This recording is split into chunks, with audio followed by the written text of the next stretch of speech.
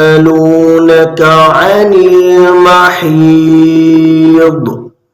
قل هو أذى فاعتزلوا النساء في المحيض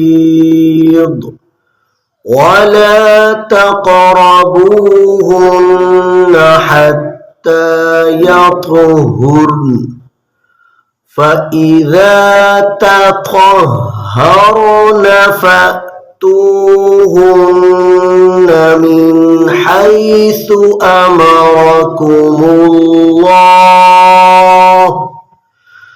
إن الله يحب التوابين ويحب المتطهرين.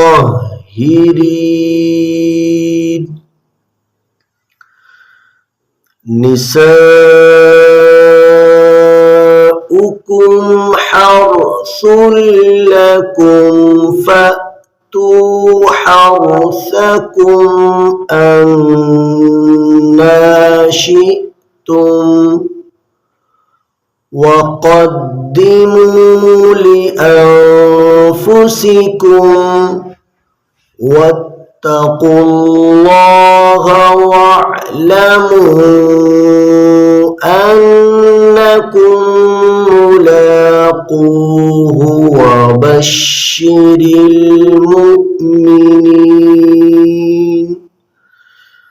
ولا تجعلوا الله عرضة لأيمانكم أن تبروا وتتقوا وتصلحوا بين الناس والله سميع عليم.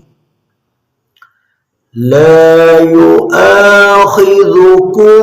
الله باللغو في أيمانكم ولكن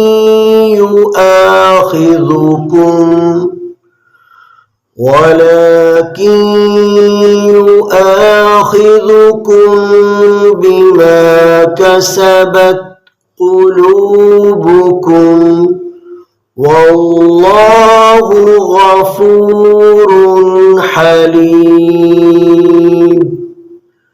للذين يؤلون من نسائهم تربص 4 أشهر فإن فاءوا فإن الله غفور